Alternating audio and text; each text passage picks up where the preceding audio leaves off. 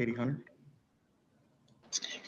Hey, Luke. I just wanted to ask a little bit about Marvin Bagley. I know that on Tuesday you had kind of inserted him back into the starting lineup after he got cleared. I'm just curious, is this a job that is definitely his, or is there potentially still some, battle kind of remaining for who might start at the 4? Yeah, I want to see that group get as much time as possible together. And, before opening night, obviously, we'll look down and see what group we think gives us the best chance of winning a ball game. But, we continue to talk about how, excited we are of what kind of player Marvin can become. And we want to get bigger. We want to get more athletic. We want to get faster. And Marvin has, all of that ability. So he's going to start again tonight. I'm going to up his minutes a little bit. And, we're going to use the rest of the week after tonight to let him get pretty much all of those reps with that group. And are you of the mind that it's better to kind of keep the same group as much as possible just for chemistry and flow and that type of thing? Or in this system, is it something depending on matchups that could change? I like keeping the same group. But, even last year, there's times even into the bubble where, we started Corey one night to guard Luka over Belly, I think it was. And there's certain nights and certain teams that, we'll look to change a person here or there. But for the most part, if we're healthy, I like to keep the same group together as long as that group's working and playing well, and we see a positive path that they're on. Deuce Mason. Hey, Coach. I want to ask you about Tyrese, and I know it's only been a few preseason games, but what, if anything, has surprised you about his feel for the game and his instincts? All of it has. I keep praising him on it because it's really is impressive to me for somebody who's been drafted only a few weeks ago to not have summer league, to not have 3 months of training, to come in and be able to pick stuff up. I sat with him after that first Portland game and said, hey, really, focus on trying, you're picking your dribble up a little too early, focus on trying to get downhill a little more, make people commit to you, just as like a general concept for him and his player development coaches to start working with. And by the very next Portland game, he got downhill 3 or 4 times and made beautiful assists. And then you saw it in the Kings game, the Warrior game too, where he got down there and left one to Hassan, I think one to Rashawn, and then had a beautiful fake behind the back and missed the layup. But just like that, just from talking about it, he was able to switch his game up. So again, I'm very excited we get to keep working with him, and that he's going to be a big part of our future. James. Hey, Luke, kind of sticking with that theme on Halliburton. First of all, is he on a minutes restriction tonight, or is he full go? No, I'm gonna watch his minutes again. I'll play him more than I did last game, but he's not. He won't. He'll be more around 20-ish, maybe a little into the 20s. I won't play him the 30 that I did in Portland a couple nights ago. And I know you guys have had not a lot of time to get a whole lot of different looks in, but is there going to be a point where we might see a 3-guard set with Fox, with Halliburton, and with Buddy, all 3 of them at the same time? Yeah, absolutely. We want to see what that looks like, and we feel like we can, especially what we did it in practice building up to those Portland games, but I want to see what it looks like with Whiteside anchoring that, right? Because that 3-guard lineup is a little smaller defensively.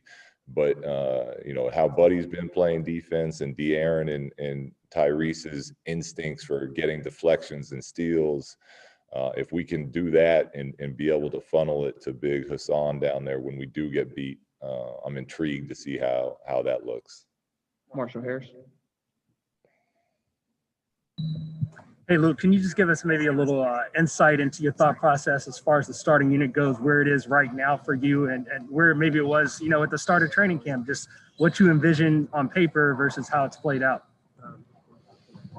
Well, this was a tough training camp to plan for because we normally you get all of September to see everybody. We didn't see anybody. In fact, our gym was completely closed even to guys that were in town building up to it. So, you know, the staff and I came in with an open mind, and really just wanted to see, let's see first of all, who's ready, who's in shape, who's ready to play. And then we'll go from there. So not a lot of expectations as far as what it was going to be. It was more open and let players kind of earn those opportunities in those minutes. And you know, I feel like we're at a pretty good place right now. Do you feel like that's going to change it all between now and the Denver game, or are you pretty set with what you want to do? Well, Marvin is the one that just hasn't had the time yet, from a physical standpoint, and being able to scrimmage, practice with the guys. So, like I said, we're going to give him every rep in there this week. When tomorrow will be an off day, and then practice will get pretty intense over the weekend again. And he'll get every rep in with that first group. And then we'll see where we're at come opening night. G-Man. Coach, you talked about the need to become a better screen setting team. How much does Whiteside help and figure into that? And is this something that's only for the bigs, or can the small guys also become good screeners? Yeah, gee, that's a great question. And our film consists of both. Like I said, we showed a lot of films of Hassan hitting some people last game on his screens, but we're running a lot of split cuts this year. And with the idea behind those split cuts is our guards have to become good screeners. And right now we have the habit of coming together and then just kind of casually opening up at that last second. And that's something we're going to continue to drill, continue to teach on film, show good examples, show bad examples. But yeah, when I talk about our team needing to get better, it's bigs and guards. Thanks. Yeah. Mark Dipsky, just a couple more. Hey, Luke, just wondering, the other night when Kyle hit that shot at the end of the game, and this being your first time you're playing a game with no fans here in the building, how different was that? I mean, I know you had the bubble experience, but just in general, what was it like playing in this building, compared to obviously how it usually is? Yeah, it's strange for sure. I mean, there is some crowd noise, but then the crowd is just it's cardboard cutouts and not real people. So like there's some strange feel to the building for sure. And it's just something we have to get used to because it's the only way we can play and everyone wants to play. So as time goes and we get into more and more games like that, I think it'll get more natural. But for now, it's definitely different. Last one, Jason Anderson. Hey, Luke, you've talked about Marvin and how you want to see the fluidity on offense improve a little bit with him on the floor. We all know he's missed a lot of time over the last year. So is even repping him so much over the next week, what does he need to do to achieve what you're hoping to see? And is a week enough time to establish a little bit of that rhythm? Yeah, it's not ideal time, but I think the answer to that is reps. It really is. It's you go through it. It's why we practice. It's how you get to this level. You do the same thing every single day more than the person that you're beating out, and you have that desire, and then you do that individually, and then you do it as a group, and we go through 5-on-0 and we run the same cuts and we run the same play, and then when we get to scrimmages, the guys get used to playing with each other and what to look for and where to take advantage. And now that takes a long time to build high level success with.